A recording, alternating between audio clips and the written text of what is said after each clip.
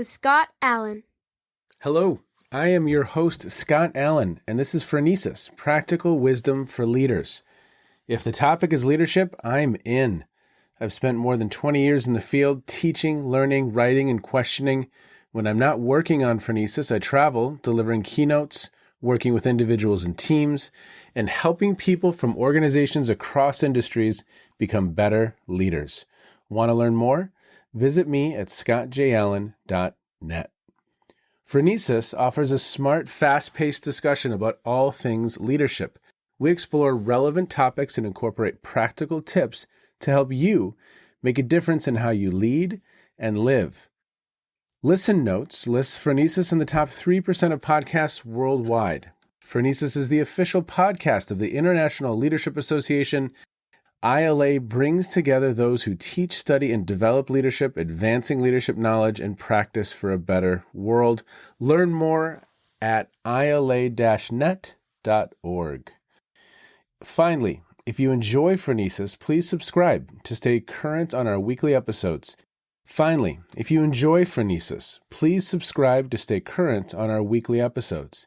If you find an episode that resonates, please share it with your colleagues and friends. And if you want more content, subscribe to my newsletter, The Leader's Edge. The link is in the show notes. As always, thanks for listening. And now, here's today's show.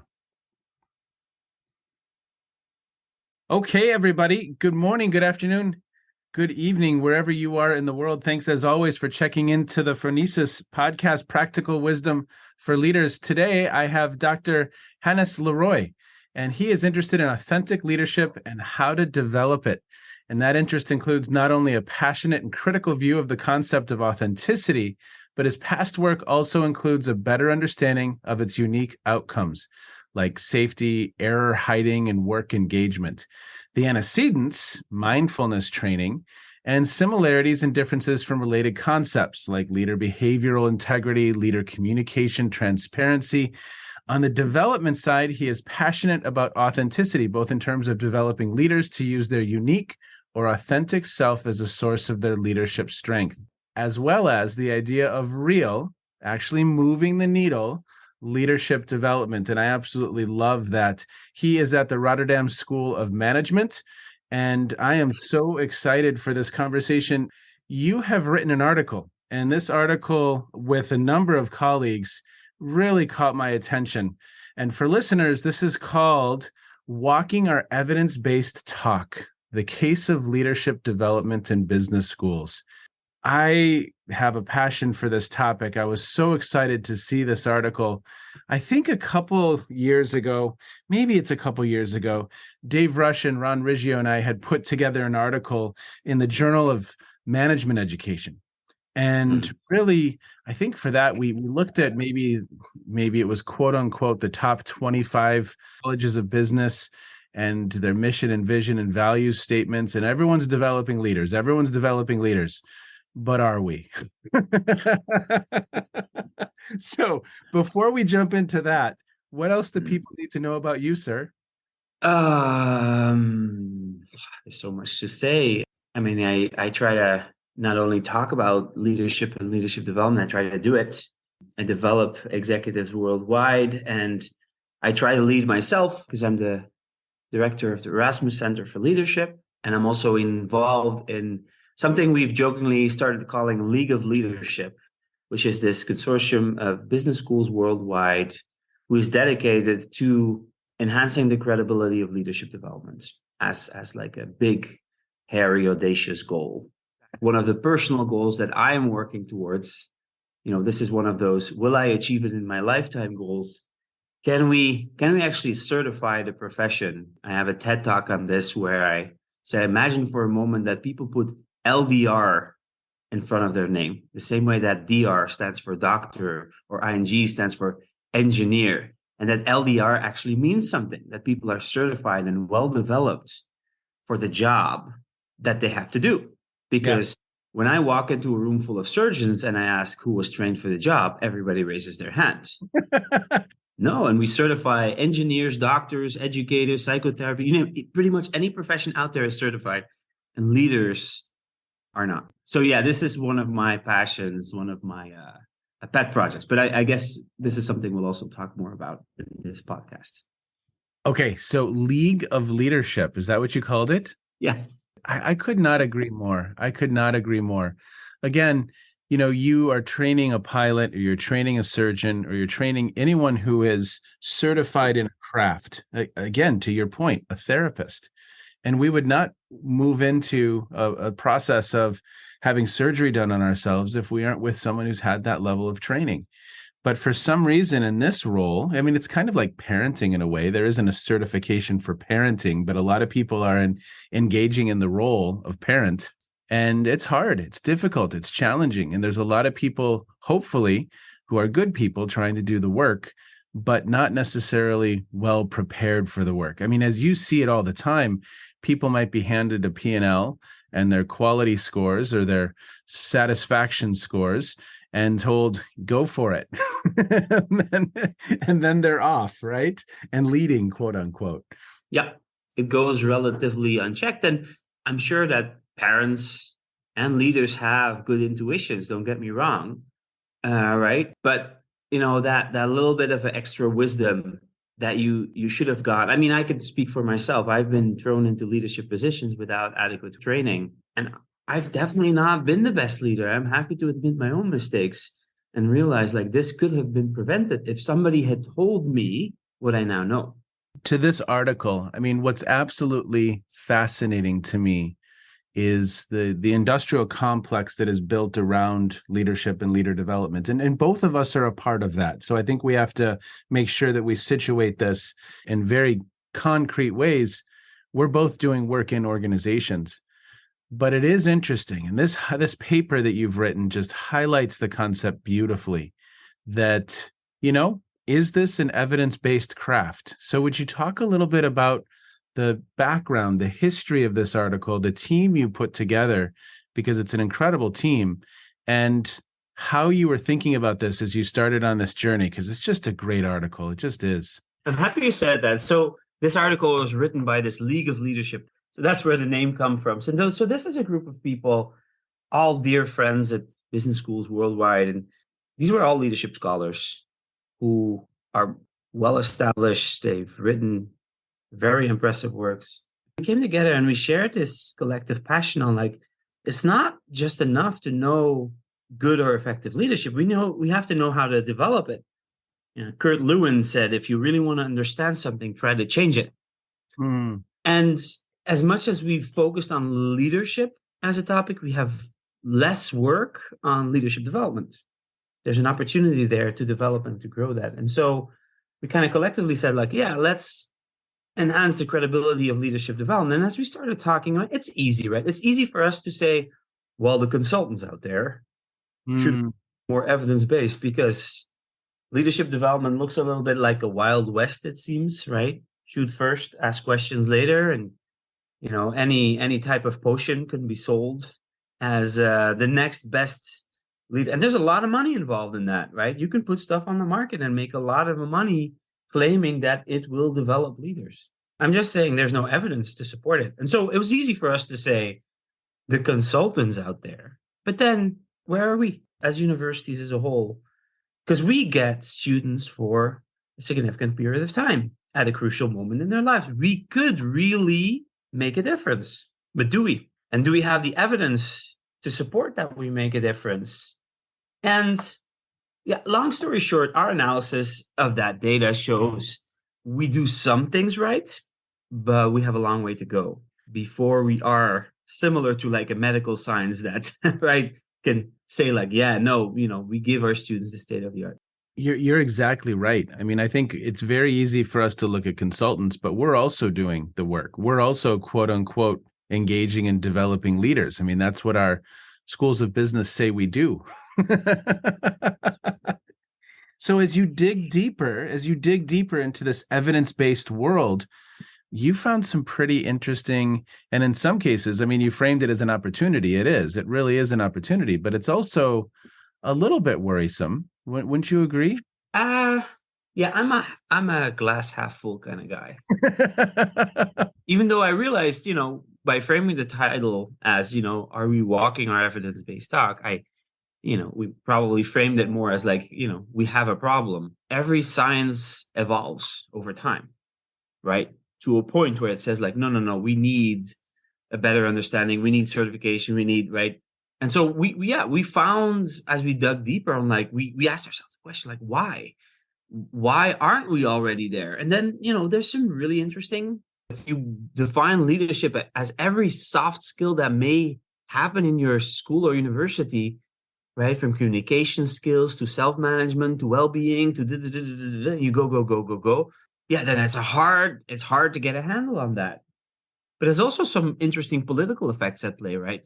You have more credibility, assumed credibility, because you're a professor and you work in an academic institute and you're supposed to know what you're doing.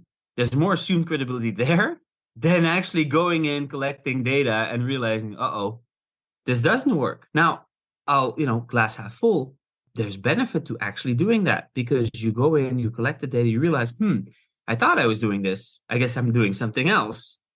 Let me try again. And over time you get better and you circle. But we don't have that cyclical, learning, which is a little absurd because we do hold evidence to high standards. That's why we became academic. We just don't apply it to our own teaching. A bit of a hypocrisy, or not schizophrenia, multiple personality disorder. It's like when it comes to our specialty of expertise, let's say, I don't know, human resource management or whatever, we want the HR managers out there to use our evidence. But then when it comes to our own teaching, and we know there's education science, there's science on development, and this is a big part of our lives as professors. If we're really serious that we want managers to adopt our science, why are we not adopting the science of the education people or of the development science? Anyways, you get what I'm getting at. There's room for improvement. Exactly. And I think we are singing from the same songbook. I think it's wonderful that you and your colleagues have put this out there because it is a very interesting topic. I mean, at points in the article in different phases, I mean, you could go to, if you ask academics, well, what are the results of using classroom-based discussion, 360s, or we could call them instructional strategies, active learning, we could say action learning, we could say any number of what do we know about Kolb and that learning cycle. When you really start digging down, I mean, a lot of the times it's a little bit mixed. A lot of the times we don't have a lot of concrete data or evidence to suggest that these different instructional strategies, that they work. And that's really interesting. I mean, it's, to your point, if the Yale School of Management really was producing quote unquote world-class leaders, and I'm just picking on Yale because it's the first school that came to mind, but in this list of 25 institutions that we explored, if they were developing leaders and actually moving the needle, they would be holding that data up and that research up from the top of the mountain saying, we've done it, we've figured it out. And I think another interesting thing here is that I wonder at times how people are constructing the definition of leader. Is a leader, because again, when you sit back and look at it, at least in my College of Business, we have one graduate course on leadership, yet we develop leaders. So does that just mean that a leader is a person with one course and then a bunch of courses on accounting and marketing and finance? Does the conglomerate of all of those other courses plus one class about leadership equal leader? Is that how we're defining it? Because I think it is. Well, it's a good question, right? And this goes back to, what I said before about the TED Talk and the need to certify the profession of leadership. Because if you do certify it, then the questions is what basic competencies do those people need to be certified in? And can you do like an assessment center pre-post to determine like this is the bar. This is the bar that everybody needs to jump. And it's so funny. I always have discussions with my colleagues and then they have no problem saying like, yeah, no, they need at least this amount of finance and that amount of marketing. Otherwise they get, but then when it comes to leadership, like, yeah, but Hannes, leadership, that's the soft stuff, right? Can we really ask people to have a a certain amount of emotional intelligence? And can we really have them, be sensitive to injustice and respond appropriately? And I'm like, heck yeah, you can. Like, yeah, it's hard, but guess what? Some people come in and they're already higher on EQ, and this is easier for them. But some people also come in with low marketing skills, and they also or low accounting skills, and they also have to work really hard to pass the bar in accounting. Why would it be any different? But it says something, I think. Now I'm off on a rant, but it says something about, I think, how we organize these leadership development workshops. It's oftentimes more self-development. We throw in some things that often have a feel-good nature to it, but not necessarily to the point that we're willing to hold ourselves accountable of saying, like, no, we actually develop these skills and my students will demonstrate those skills at the end of term. But because that's a high bar. And when you think about it, when it comes to just even skill development, which I think can very much be somewhat of an Achilles heel, let's just go back to a surgeon or a pilot for a moment. You have an individual who has spent hours in the simulator or hours being coached by someone in the other seat or another surgeon who's observing the work that you're engaged in. And there's true skill development. I mean, we could go to K. Anders Ericsson, where there's deliberate practice happening, time, repetition, real-time coaching and feedback, working on skills outside of your current ability level. Sometimes if you want to be a heart surgeon for a decade or more, 15 years to really get to the level of working on hearts. Or if you want to fly the 737, you are starting with a Cessna and working your way up. You don't start there. And Exactly. so to your point, I mean, I think it's really interesting because it's a fun conversation. I think to your point, to glass half full, I agree. There's an opportunity here. There's a really cool puzzle in front of us. How do we prepare individuals to better serve in these very complex roles?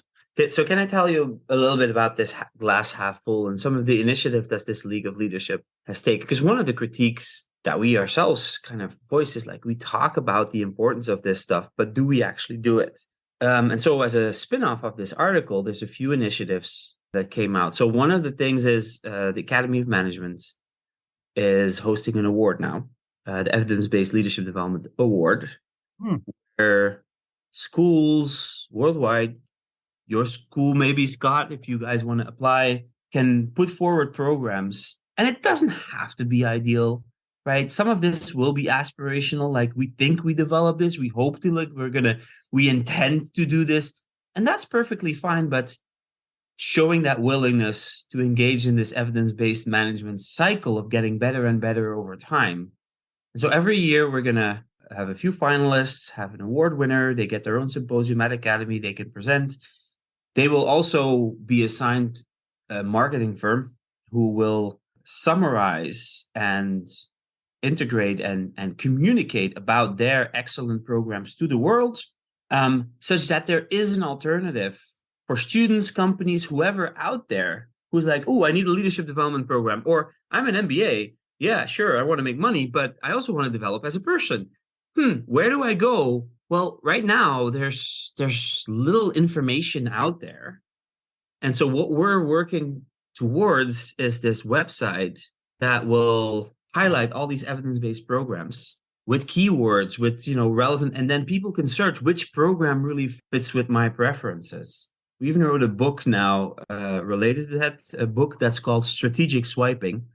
And it's a nod and a wink to Tinder, because we've done research on how companies and students make leadership development selections, and it's often, what looks nice, what is like, and swipe, like this, let me try that. And so we say strategic swiping in a sense, like, hey, there's still going to be swiping going on. We're still going to think like, this is horse coaching. This sounds interesting. I want to try something like that. Or an expedition in the Andes. That's still going to happen. But let's make it a little bit more strategic. And so with this website, we developed a book to highlight more. I think the title is The Forgotten Questions on Leadership Development, like how to ask better questions, how to get better at leadership development. So there's a host of things that we don't just talk about it in the article, but we're we're doing stuff. And I think that's important, that we get off our, or out of our ivory towers, and dare to interact with the real world. Exactly. Exactly. I mean, when you go back to some of these other domains like medicine, for instance, I mean, the research is close to the work. It's close to the work. And I think at times as management educators or leadership educators, we aren't necessarily close to the work some of the time. In the organizations, really truly engaging. And I just have great respect because I think not only have you sounded the alarm, but now you are also trying to elevate and highlight organizations that really are engaged in the work, that are trying to learn from what they're learning, actually conducting the research. And it's that continuous improvement cycle that I think is most important, where we truly are going to work, where we truly are going to learn. I had a great conversation with George Banks, the incoming editor of Leadership Quarterly, and he suggested, hey, we're going to start accepting proposals ahead of the actual research being conducted. We are going to give someone a conditional acceptance if we have approved the research that they're going to embark on. And then it doesn't matter what the results are. We're going to publish it, because that's just as important, that bias towards only positive results. I mean, it's limiting us, right? Yeah. Yeah. Yeah. We cherry pick the things that then only, I agree. And even then, there isn't a lot there when you really start looking under the hood. And I find that so intriguing. I'll give you a simple example, because people are often like, oh, Hannes, are you asking me to now set up research on my, like, that sounds very heavy. Like, I don't have time. I can't even get my papers published, and I don't have tenure. And what are you asking me to do? I said, like, look, it doesn't have to be so tough. I'll give you a simple example. Mostly in schools, universities, classes are still evaluated on satisfaction scores. Yes. How happy are you with the course? And in most schools, how happy are you with the teacher? Which could almost be a direct measurement of how charismatic is the teacher. And without wanting to boast, I can do infotainment. Yes. I think many of us can do infotainment, right? We watch enough TV and movies to know a little bit what keeps people interested, right? To make sure that they don't lose attention. Does that actually develop them as better leaders? There's a meta-analysis on Kirkpatrick's model of learning outcomes that suggests that satisfaction scores are null correlated with actual behavioral change, and sometimes even negatively correlated with behavioral change. So if we're all aiming for that 4.7 out of 5 satisfaction score, well, great, but does that mean we're developing leaders? But those satisfaction scores will, of course, not change immediately, because we are a client driven, like it matters in our system. But there's simple tweaks you can do. So here's an example I heard from one school. Rather than just asking, were you happy with the teacher? What are the learning objectives? What do you expect these people to like? Well, I expect them to be better at emotional intelligence. I expect them to be better at having courageous conversations. I expect them. Okay, great. Those are your 8 learning objectives. Now slide that into that satisfaction survey at the end, where it's not just about how happy were you, but on these 8 very concrete things, do you feel like you actually now improved? They're better than before. Well, now it's going to get interesting. And you're going to see, as a professor, you may still meet the infotainment satisfaction score, but you're going to see, like, out of the 8, only 3 I hit the mark. Well, that's weird, because I spent 4 classes on this and they're not putting. I'm going to need to go back. I'm going to need to see what tweak I can do. And sometimes that's the thing, right? Sometimes it's just a little tweak. It doesn't have to be a lot, right? It's like, oh, but I should change my assignment, or they should translate this better, or more transfer, whatever it is.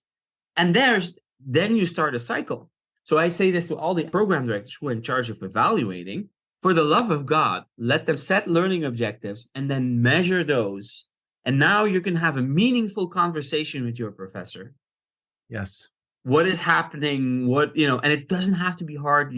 That system is already in place. Okay. And Rand. Okay, so you're making me think now too. I mean, I'm so excited for, let's say, I teach a course on technologies enabling disruption.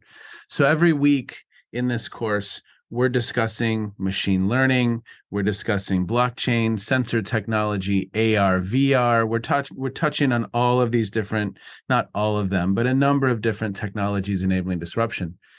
And we're going to get to a point, I think, where we're going to be able to start more readily employing learning opportunities that are a simulator. How did someone behave? We got into that simulator, the Mission to Mars simulation. I'm going to be learning about that tomorrow. Some folks at INSEAD, this Mission to Mars VR experience. Well, now we have actual concrete data as to what people said, how they responded, what they were paying attention to, what was in the background, what was in the foreground. And I think we can leverage some of these technologies to do some pretty interesting things so that it gets to more of a simulator. It gets to, not that that will by any means replicate the real world, but from a behavioral standpoint, are we moving the needle as well and getting some concrete data? I mean, I think there's just a lot of cool opportunity in the future. Oh yeah. Yeah, exactly. And these things like simulations and if you get like coaches or shadow coaches observing people, there's so much more that we can do, to the point that your assessment of whether or not the training works becomes part of the development. They invented a word for it. It's called a development center. It integrates assessment with development. And this is what we're good at. We're academics. We're good at assessing. Measuring is pretty much what we do. So why not integrate that in your coursework and show that you're actually moving the needle and moving the assessment? Yeah, I like that idea. Yeah, for sure. Yeah. Hannes, before we wind down, what else is kind of on your radar recently? What has you excited and intrigued and curious? Anything? It could be something else along this lines, or it could be something tangential that has you cooking right now. I just came back from the NDLR conference. It's New Directions in Leadership Research. It's a collaboration between RSM, INSEAD, Darden, Duke, and Michigan. Many, many interesting conversations. And I had a conversation with Nathan Hiller, Florida International University, also runs a leadership center there. And they're very well known for their leadership development. And as GP Petrogulieri would say, there's some value in capitalism in the sense like people keep coming back again and again. There seems to be something that they're doing right. So I was asking Nathan about that. And what he mentioned, I've been stuck with that in mind. He described the concept of tweaking. It's like, look, when you develop leaders, sometimes we're like, you need to learn a new habit, you need to learn a new skill, or you need new mindsets. Like, we like to think big in leadership development. But he said, like, I think one of the reasons why people come back to our programs is we tweak. We say, like, no, don't change who you are. Don't try to add on things that will take you months to retrain. Look at your situation and just apply smart little tweaks. Yeah. Right. So I'll give you an example. Right. And the viewers won't see this unless they Google me, but I'm a bald guy. And we know there's some research out there that bald guys tend to be seen as more aggressive. Right? It has something to do with testosterone. There's an LQ article on it. Yeah. Always a joke that I go back to. But it is true. Like in my communication, I'm a very passionate, bald, intense guy. And so I realize I come across as sometimes as aggressive or assertive, but the people who have worked long with me know I'm really just a loyal puppy. But people won't know that. So what is my tweak? Am I suddenly going to be the most compassionate person? Like, no, I have a very simple tweak, which is when I meet new people, like I'm meeting you today, Scott, I tell them, like, don't let my passion and enthusiasm and bald head fool you. I may come off strong, but make no mistake, I really do care about people. And you see that, like, it's a simple tweak. And this may be the catalyst of, for example, me becoming more empathic, because the more that I say it, the more that I'm realizing of how I come up. But it's simple tweaks like that can have an immediate effect for leaders out there that then over time. And so I've been super intrigued about this concept. So I want to explore it more, see what those tweaks are, and and how that could really accelerate leadership development.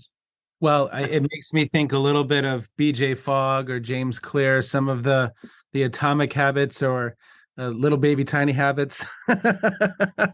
There's a lot of different names for, these little micro. And I just had a conversation with a guest a few weeks back. His expertise is transfer of training, and he's been studying it for 30 years at Indiana Oh, wow. University. And he that aligns very closely with what you just said. His thoughts, his takeaway was, look, small tweaks, small adjustments that people can build upon, versus, to your point, these grandiose, authentic leader, servant leader. I mean, it sounds big. It's huge. But I remember this case study by Dan Silver, congressional candidate. They had this person who was incredibly competent to be a senator, but wasn't really warm. And you need warmth, you need empathy, right? They could change this person. They could have them take acting classes and tear up. But there's just a little thing that they did. They watched videos of this guy and they saw that every time that the guy brought up his kids, his whole face lit up. He showed more empathy and so forth. So what did they tell him? Every time you do a speech, weave your son into there, right? Talk a little bit about your son. And then it worked. Clear, right? Don't change. Don't. Already there, but we're Exactly. just tapping into it. And all of a sudden there's a shift, right? Yeah. Yeah. Just like your example, you are a loyal puppy. It's there, but people might not see that. So you tap into it, and all of a sudden it totally reframes people's experience with you, right? Yeah. Let's talk again in a few years. Maybe then I'll have more data and more thinking around it. But you asked for the most recent thing, and I got really intrigued what Nathan told me, and I'm going to pursue it further. I love it. Well, sir, thank you for the good work that you're doing. It's valuable, it's important, and it's moving us forward. And again, I'm going to put a link to your information. I'm going to put a link to that article in the show notes. And thank you so much for challenging us to think differently, to do better, and to go new places. I think it's incredibly valuable. And I appreciate your time today. Thank you so much. And I would love to have you back so that we can continue this conversation. Maybe we can get the whole league here. We'll get just all 30 of them. I'm happy to make introductions if that would serve you, for sure. Yeah. Awesome. Yeah. Okay. Be well. All right. Bye, Scott. What a really, really interesting conversation. And longtime listeners will know I have great respect for anyone who's trying to push the boundaries, explore, try something new, get us somewhere different. And he and the League of Leadership are doing just that. So, Dr. Leroy, thank you very, very much for the work that you're doing. Keep challenging us to do better. And I truly, truly enjoyed the conversation. Take care, everyone. Hope you have a couple things to think about as you continue on with your day. As always, thank you so very much for checking in. You have just finished another episode of Practical Wisdom for Leaders with Scott Allen. To contact me, visit scottjallen.net or send me a note at scott@scottjallen.net. I'm also on LinkedIn, so let's connect. If you have feedback, I'd love to hear it. And as always, thank you so much for listening. And now here's my daughter, Emily, with the outro.